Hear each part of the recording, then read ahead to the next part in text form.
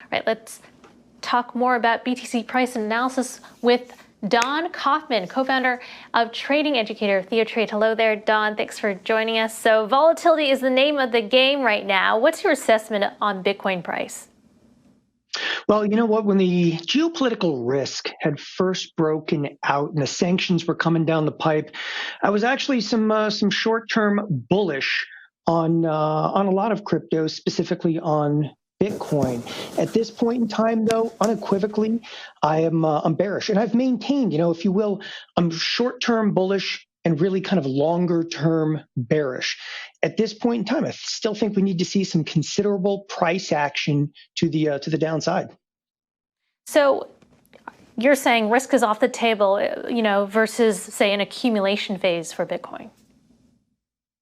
Yeah, I mean, let me get really specific. So I'm not at all a market technician. I'm much more a quant. But there's a phrase that I've used for many, many years. And I was in, the trading world in Chicago, the brokerage business, and I've been in risk management. There's a phrase that we used all the time, and I have not seen it inside of Bitcoin. And the phrase is, we haven't felt the fear yet. When you start thinking about, price action in a marketplace, think about oil the last couple of days. Oil traders, they felt the fear. And ironically, the fear was to the upside. If you were trading commodities and you were short, you got caught in that short squeeze and they felt the fear.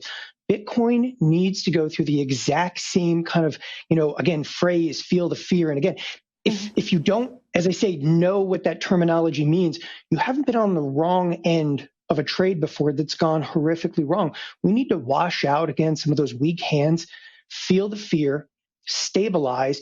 And right now, it doesn't feel like it. It doesn't look like it. When you talk to crypto traders, they're still hanging on right now. Again, you got to feel that fear. Well, I would say, the European Central Bank, they're exiting stimulus faster than anticipated. That would seem to be, do you think that would have any impact on Bitcoin? So some of the negative implications coming up, again, being a bear, I'm going to be looking for some of the negative implications right now. I mean, first and foremost, whether you want to look at equity markets, whether you want to look at crypto markets, it's hard to find things right now to be bullish about. We're going to go through quantitative tightening. Okay, we can talk about the ECB till we're blue in the face, but for the most part, inflation is running incredibly hot. Obviously, 7.9%. It does not even conclude the commodity, burst we just had in the last, few weeks since the geopolitics effectively broke out. Inflation's out of control. Again, it's very difficult for me to latch on to anything that wants to be bullish because from where I stand, looking at crypto and Bitcoin, it's tough to not rationalize if the NASDAQ is going to see some heavy sell side activity. It's going to grip a hold of Bitcoin and pull it down with it. I know just a moment ago you were showing a chart with adoption of these products. And, I can probably make the same argument that adoption looked a lot like that for trading back in like 98 and 99. And we had to go through a phase where, there was a love affair with the internet and a love affair with stocks and a love affair right now ultimately with Bitcoin. That love affair is going to come to a hideous halt. Okay, we'll bottom, and then ultimately some stronger investors can come in. Just playing back on your phrase on, feel the fear. So you're saying that that hasn't come along for Bitcoin, so we're due for a leg lower.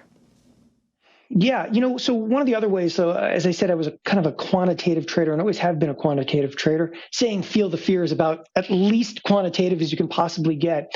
I measure feeling the fear a lot in implied volatility. That's not something that you prototypically hear about when mentioning crypto markets, right? Like implied volatility because it relates to options.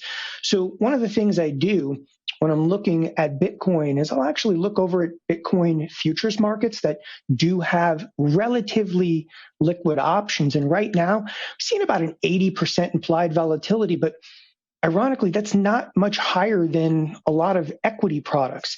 And I think that, really that volatility in Bitcoin, it's got to rock. It's got to be north of like 100%. Again, that's what I kind of mean by like feel the fear. You can feel it. I mean, it's a very quantitative metric when you're getting sheer panic in a marketplace and volumes start to surge out there. And again, weak hands fold very easily.